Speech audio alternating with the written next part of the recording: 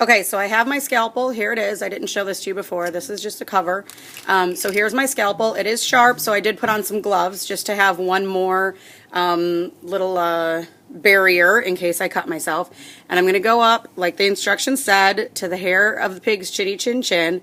And I'm just going to slice, and I'm going to do just a really not very deep slice all the way down to the umbilical cord. And now I'm going to go back up, and I'm going to go over that slice again and press a little bit harder this time. So if I repeat that slice a few times, I'll get to the point where I'm actually getting through some things and getting into the inside of my pig. I don't want to get wild and crazy with this right away. I want to see what I'm doing because I don't want to slice open a bunch of organs that I want to keep intact.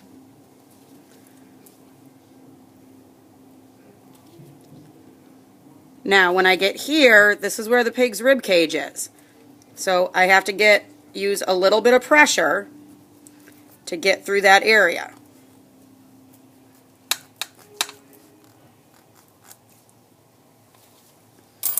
And if I stick my fingers in here, you can see a little heart poking out.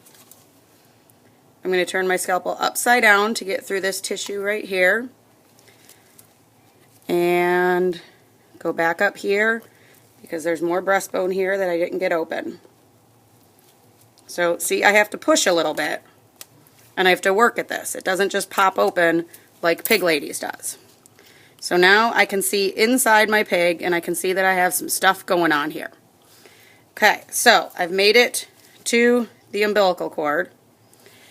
Now my next step in the instruction says make incision 2. Look at the diagram on page 3 of your packet. This cut goes in 2 half circles around the umbilical cord. So I'm going to go here to my umbilical cord and I'm going to do a half circle this way. And I'm just going to do little cuts.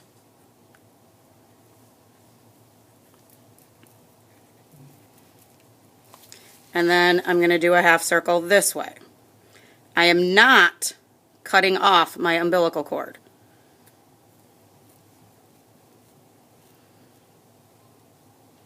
Now, notice this right here, and that is actually an umbilical vein, and that's part of how the pig gets its nutrients from the mom. I'm just going to slice right through that. Boop. There it is. So now the umbilical cord is free. I'm going to make this one come all the way back around. Again, I'm not cutting off the umbilical cord. I'm leaving that there.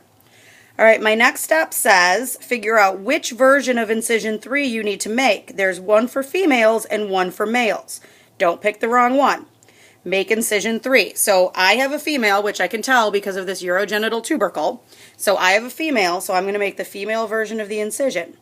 This one goes in a straight line, caudal from the belly button toward the anus. So I'm going to go from the belly button and I'm going to go toward the anus, and I'm just going to lift this and cut away this way. And I can stop when I get to about here and I'm good to go. Now for the males, now again, notice the belly button is still attached. The umbilical cord is still attached. For the males, the penis is right here. So you don't want to cut there or else you're going to cut your pig's penis. For the males, you're going to do a diagonal cut. So make sure you're being really careful looking at that diagram. All right, my next step says make cuts 4 and 5. The purpose of these cuts is to make flaps in the side of your pig that will fold down.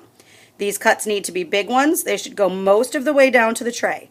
Cut 4 is very near the pig's hips. Cut 5 is just under the forelimbs, kind of like the pig's armpits.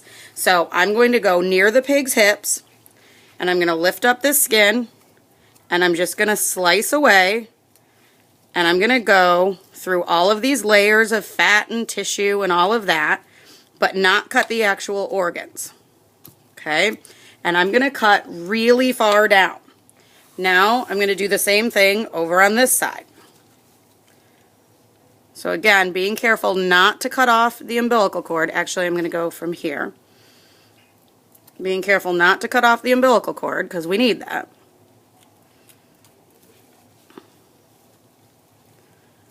Pull this away from the organs so that I don't cut the organs. And I'm going to cut really far down. Now you might get this fluid that comes out, and that's okay, no big deal.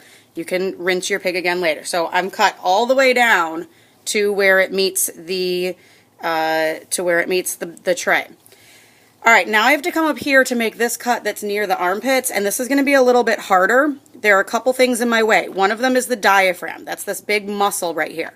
So I'm going to cut that down a little bit, and I'm going to cut that back. Okay, then I have this other stuff, and then the other big problem is I have the rib cage here, and the rib cage is going to get in my way.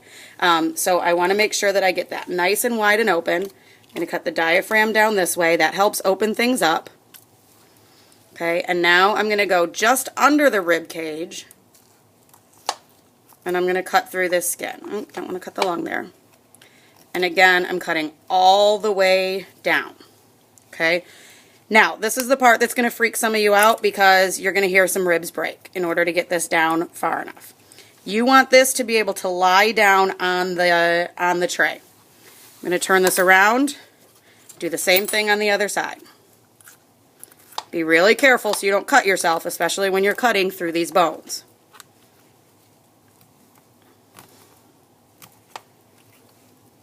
Cut away at the diaphragm a little bit and push down. Okay, so now my pig is nice and wide open and I can see all kinds of stuff. So this is where I use my T-pins, and I'm going to use 4 T-pins to hold these flaps open. Now if my flaps are big enough, they should really almost stay open on their own.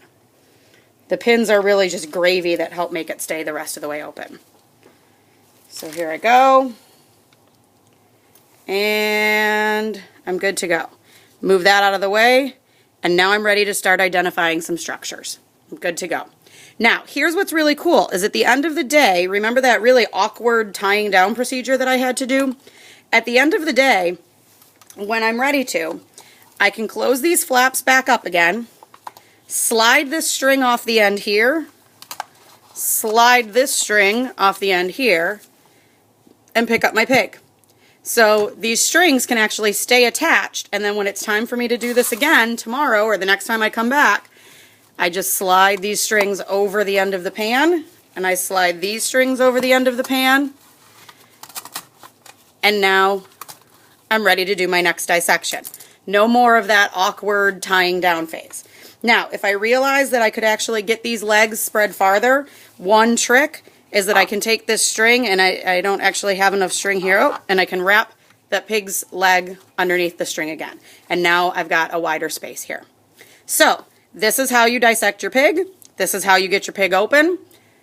Once it's open, it stops looking like a pig, and it stops being anywhere near as freaky as it was before. I hope that works for you. And good luck. Make sure you read and follow instructions.